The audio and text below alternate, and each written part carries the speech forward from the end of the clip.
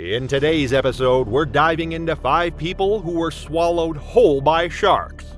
From a teenager playing frisbee in waist-deep water who vanished in seconds, to a marine biology student whose deep water dive became her final descent. But first, we begin with a family beach day in Alabama where one moment of fun turned into every parent's worst nightmare. It was June 10, 2016, and Gulf Shores, Alabama was experiencing one of those perfect summer days that draws families from across the southeast. The white sand beaches stretched endlessly along the emerald waters of the Gulf Coast of Mexico, dotted with colorful umbrellas and the cheerful chaos of vacation season. The water temperature hovered at a comfortable 82 degrees, with gentle waves lapping at the shore under brilliant sunshine. But beneath the surface, the murky coastal waters held dangers that most beachgoers never considered. The Marin family had driven down from Birmingham for their annual summer vacation. Kelsey, 17 and about to enter her senior year of high school, was the kind of teenager who still genuinely enjoyed family time. She was athletic, outgoing, and had spent the morning teaching her younger brother Jake how to throw a proper spiral with their foam football. Her parents, David and Susan, watched from their beach chairs as their kids played in the surf, the kind of peaceful family moment that makes vacation photos treasured for decades. Gulf Shores sits along a stretch of coastline known for its deceptively calm appearance and hidden underwater geography. The area features numerous sandbars, drop-offs, and tidal channels that create perfect hunting grounds for various shark species. The murky water, stirred up by constant wave action in the river runoff, provides excellent cover for predators while limiting visibility for swimmers to just a few feet. Bull sharks are among the most dangerous species found in these waters. Unlike many shark species that prefer deeper ocean environments, bull sharks actively seek out shallow, murky coastal areas and can even survive in fresh water. They're built like living torpedoes, stocky, powerful, and capable of explosive bursts of speed. An adult bull shark can reach lengths of up to 11 feet and weigh over 500 pounds, with a bite force exceeding 1,300 pounds per square inch. Their hunting strategy relies on ambush attacks from below, often in water so shallow that victims never expect danger. The family had been playing frisbee for about 20 minutes, with Kelsey and Jake standing in waist-deep water about 30 yards from shore. The game was lighthearted and competitive, with plenty of laughter as errant throws sent the disc sailing overheads or skipping across the waves. David had just made a particularly wild throw that sent the frisbee spinning toward deeper water. Kelsey turned to chase after it, her back to the shore, when the Gulf of Mexico exploded around her.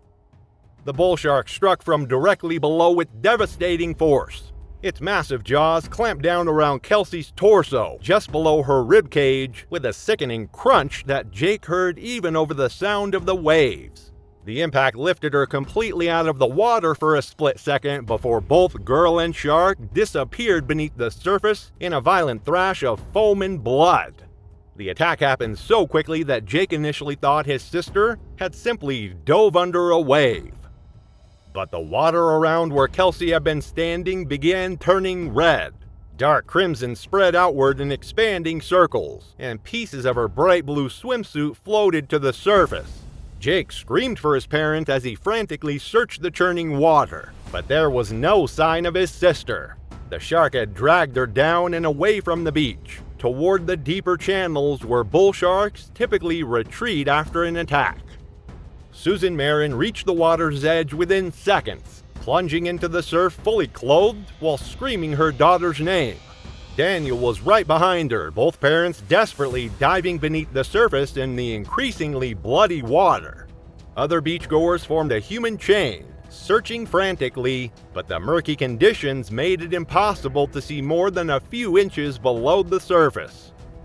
Lifeguards arrived within minutes, followed quickly by Coast Guard rescue boats and Marine Patrol units. They established a wide search perimeter and deployed underwater cameras. But the strong currents and poor visibility hampered their efforts. After 6 hours of intensive searching, only Kelsey's prescription sunglasses and fragments of her swimsuit had been recovered, scattered across a quarter-mile stretch of coastline. 2 days later, local commercial fishermen working about 3 miles offshore caught a massive bull shark in their nets.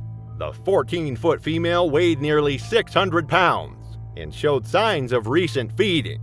When marine biologists examined the shark's stomach contents, they discovered human tissue, bone fragments, and pieces of fabric that matched Kelsey's swimsuit. DNA testing confirmed the remains belonged to the missing teenager. Following standard protocol for sharks involved in fatal attacks, the animal was euthanized and its remains turned over to marine research facilities. The incident prompted Gulf Shores authorities to increase shark awareness signage along popular beaches and implement new water safety protocols during peak summer months. The Marin family held a private memorial service the following week, requesting that media respect their privacy during their grief.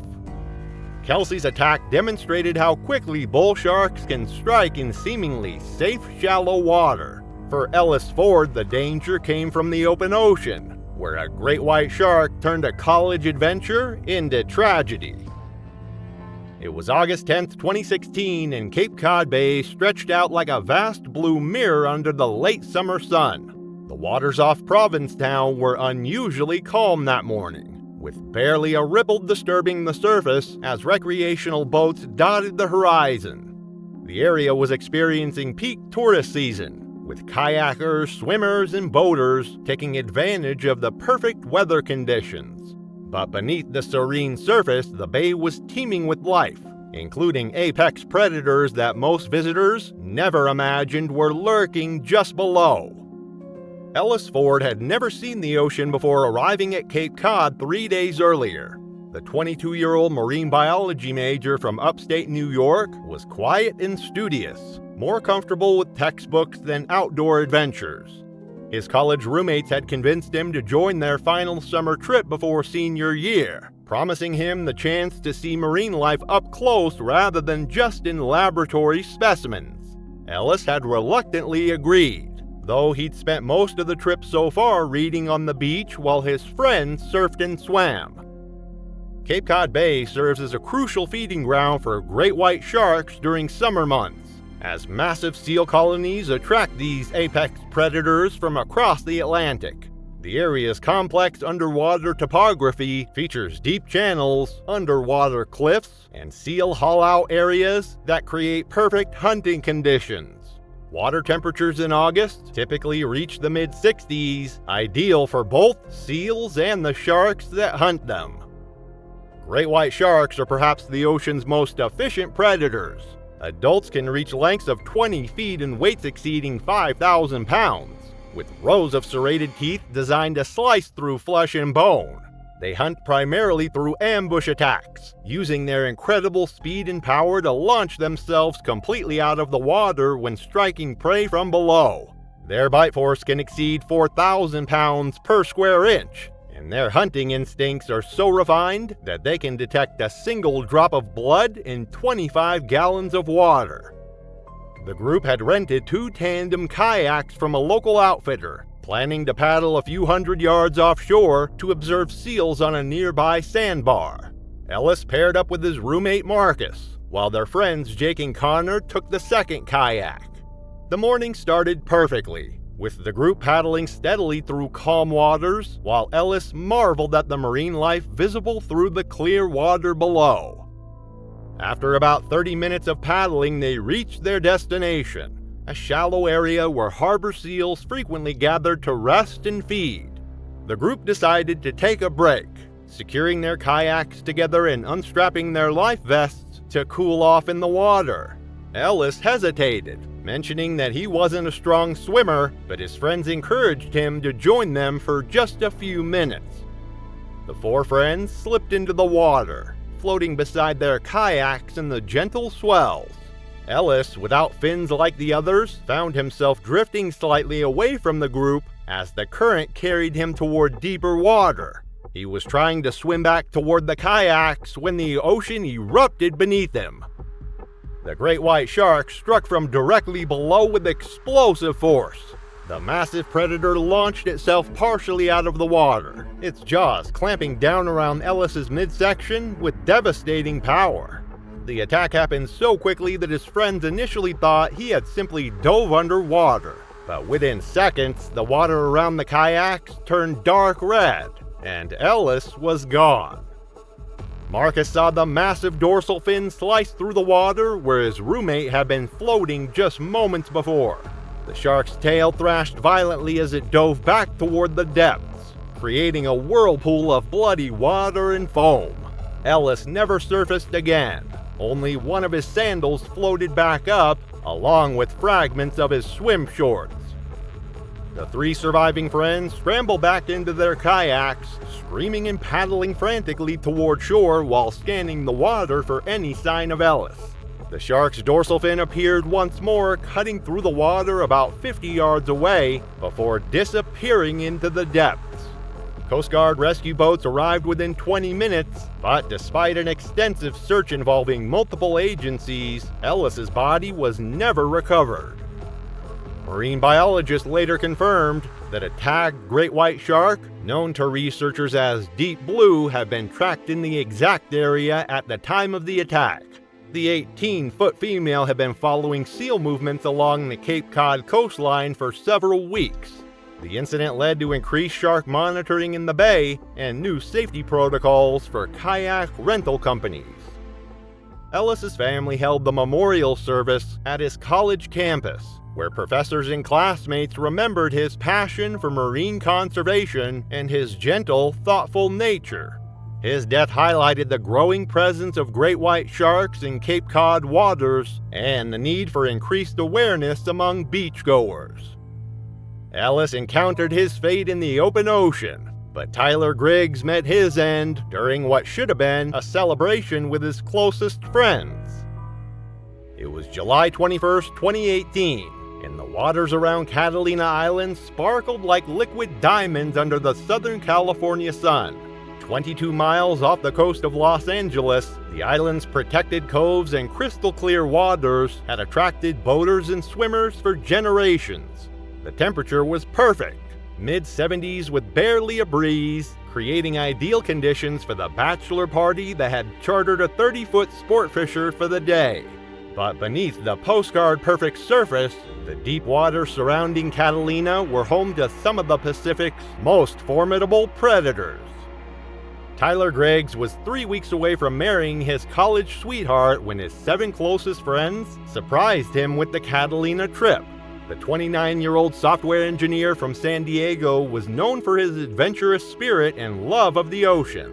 He'd grown up surfing and diving along the California coast, and his friends knew he'd appreciate the chance to swim in Catalina's famous clear waters more than any typical bachelor party destination.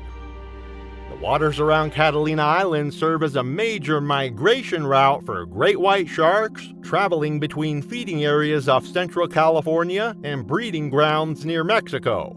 The island's steep underwater topography creates upswelling currents that attract massive schools of fish, which in turn draw marine mammals and their apex predators.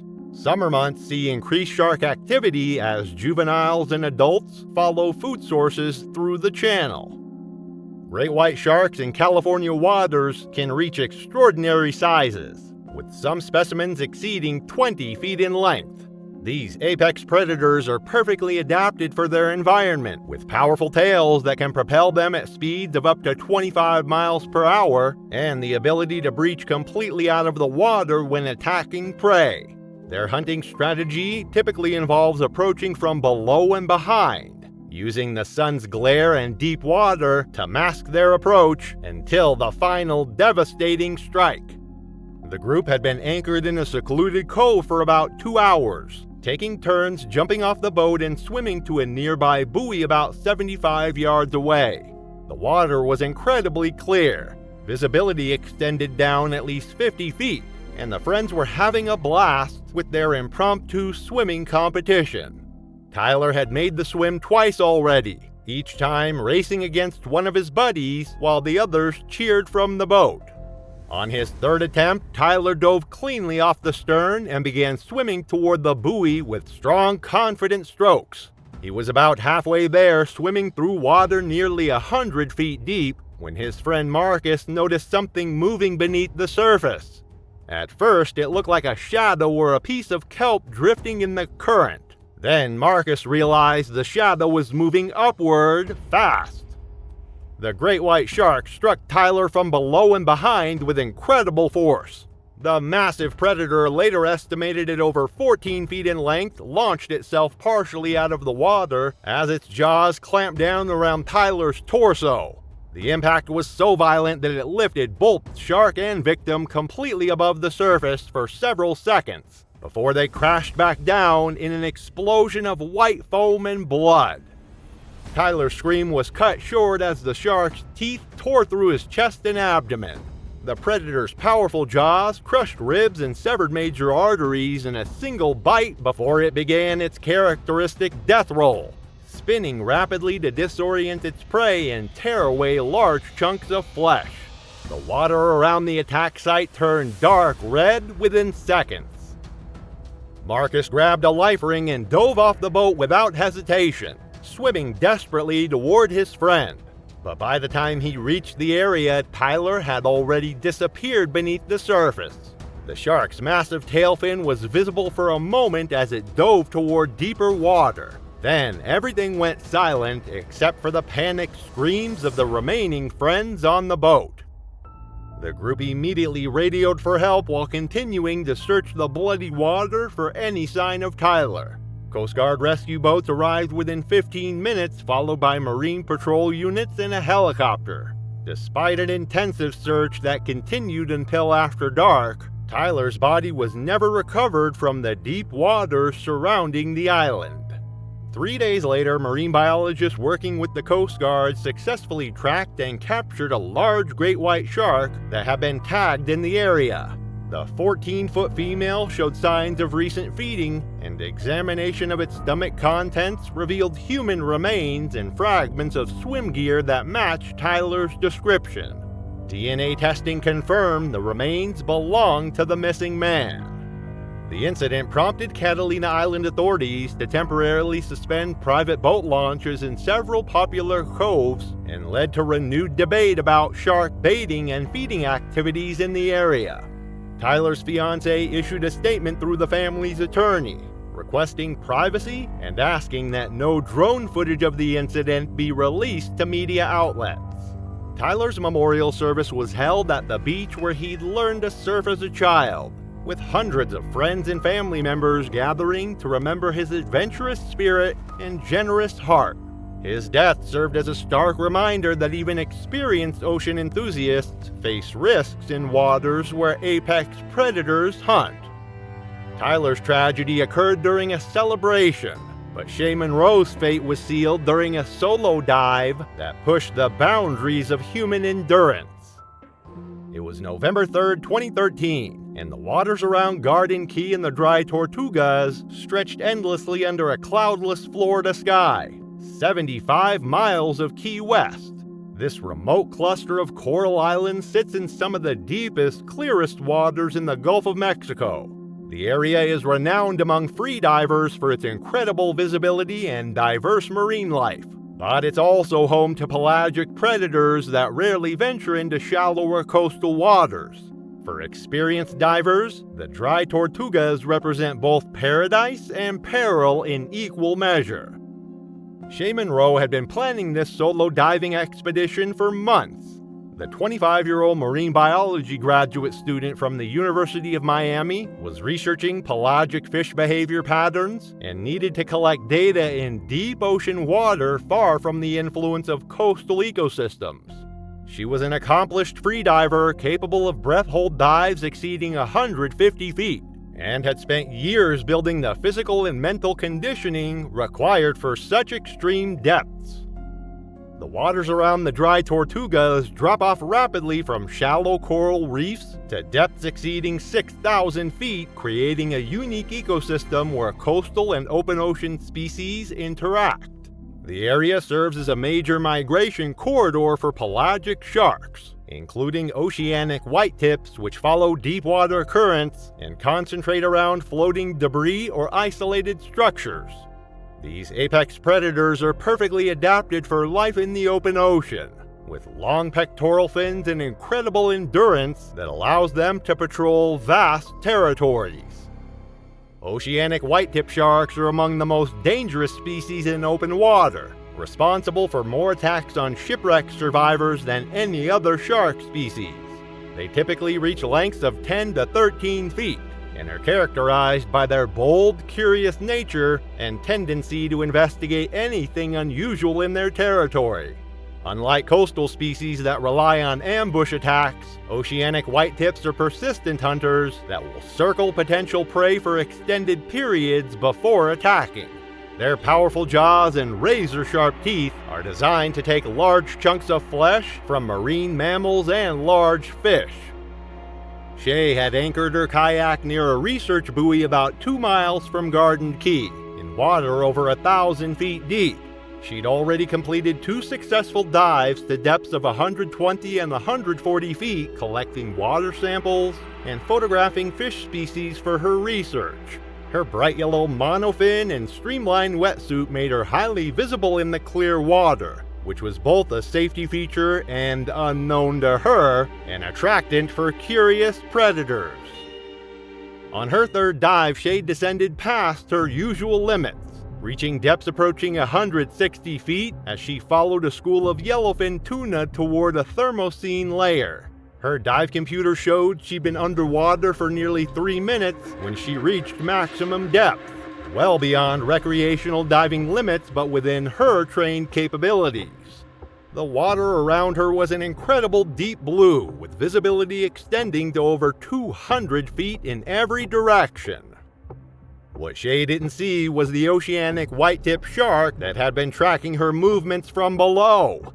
The 12-foot predator had been drawn by the unusual sight of a lone human in deep water, circling at a distance while assessing this potential prey. As Shay began her ascent, kicking powerfully with her monofin, the shark moved closer, its curiosity turning to predatory interest. The attack came without warning as Shay passed through 100 feet on her way to the surface. The oceanic whitetip struck from the side with devastating force, its jaws clamping down on her torso just below the ribcage. The impact drove the air from her lungs in a stream of bubbles as the shark's teeth tore through her wetsuit and into flesh. Her monofin kicked frantically as she tried to fight off the predator, but the shark's grip was unbreakable. The oceanic whitetip began its characteristic feeding behavior, shaking its head violently to tear away chunks of flesh while maintaining its grip on the victim. Shay's struggles weakened rapidly as blood loss and lack of oxygen took their toll. The shark released her briefly only to strike again, this time targeting her legs and lower abdomen. The clear water around them turned dark red as the attack continued. Within minutes, Shay had disappeared into the depths, dragged down by the persistent predator that had claimed its prize. Her dive buddy, who had been monitoring her progress from the surface, realized something was wrong when her expected surface time passed without any sign of her. He immediately activated his emergency beacon and began searching the area, but the deep water revealed no trace of the missing diver. Coast Guard rescue units arrived within 2 hours, launching an extensive search operation that included underwater cameras and sonar equipment. Shay's bright yellow monofin was discovered floating on the surface several hours later, its edges shredded and torn. Blood traces in the water and damage patterns on the fin confirmed that a large shark had been involved in her disappearance. A research buoy located less than 200 yards from the dive site had recorded unusual movement patterns from a tagged oceanic whitetip shark during the exact time frame of Shay's dive. The data showed the shark had made rapid vertical movements consistent with an attack and feeding behavior, providing scientific evidence of what had occurred in the deep water. After 2 weeks of intensive searching, authorities officially declared Shay's disappearance a presumed fatal shark attack.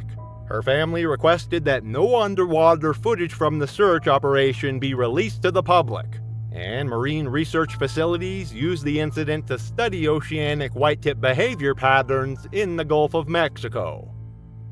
Shay's death highlighted the unique risks faced by technical divers in open ocean environments, where help is far away and apex predators rule their domain.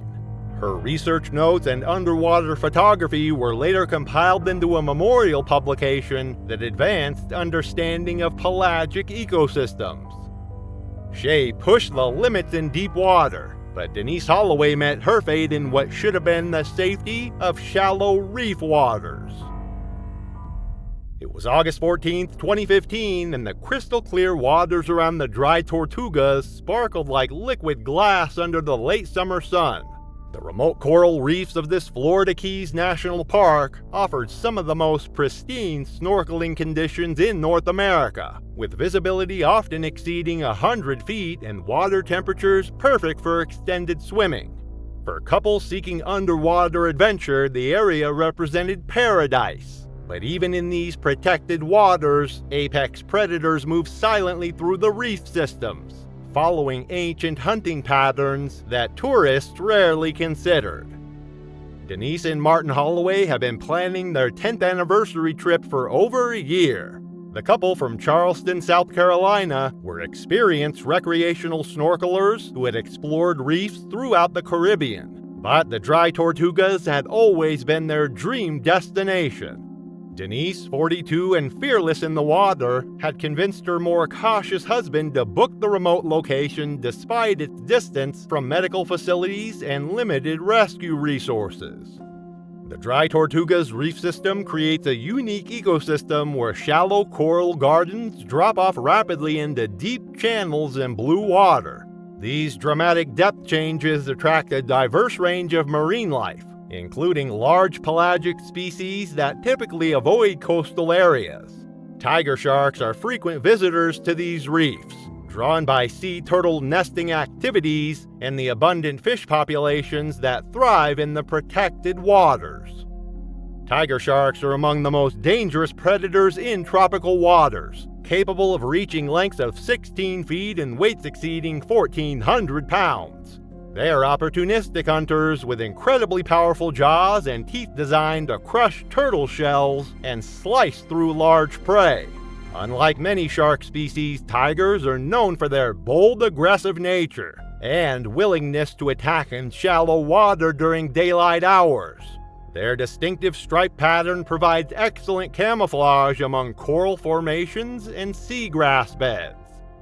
The couple had been snorkeling for about an hour, following a small group of southern stingrays across a shallow reef flat.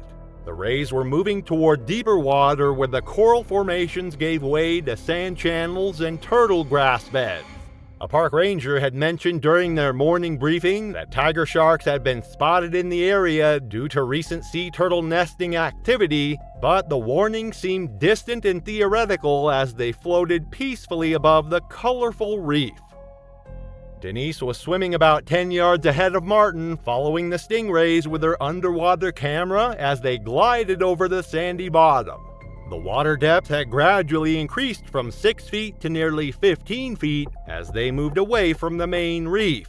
Martin was taking his time, stopping frequently to examine coral formations and tropical fish, when he noticed his wife had moved considerably ahead of him.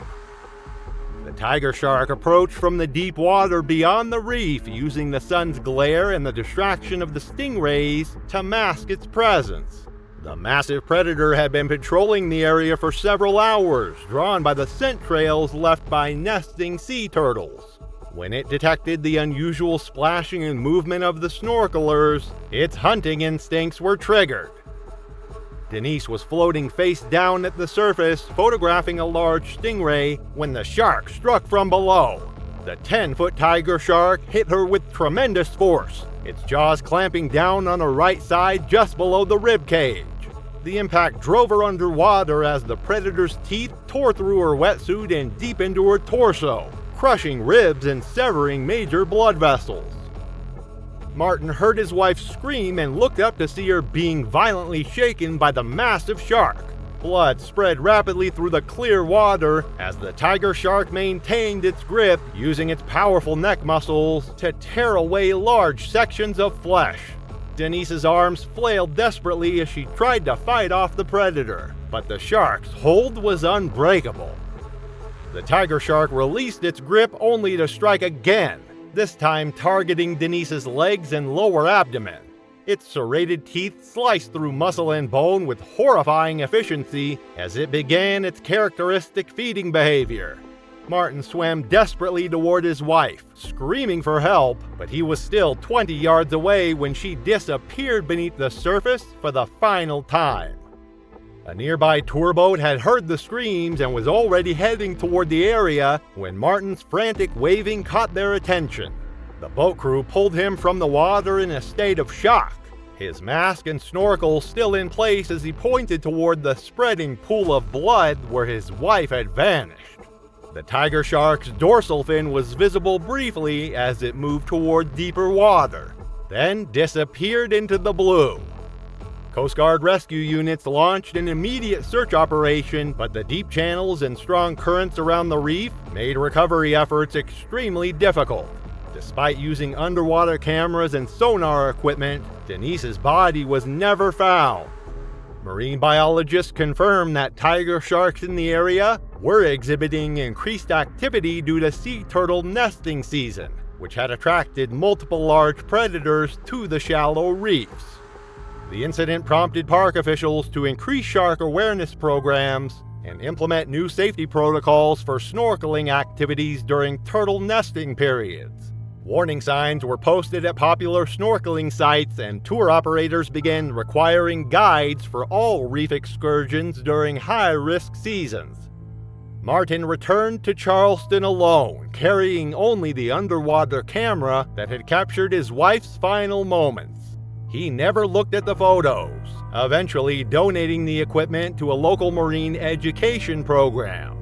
Denise's memorial service celebrated her love of the ocean and her adventurous spirit, with friends sharing stories of their many underwater adventures together. Thanks for watching. Just when you think the ocean is safe, we're just getting started. Click the next video for more stories that'll make you think twice before entering the water again.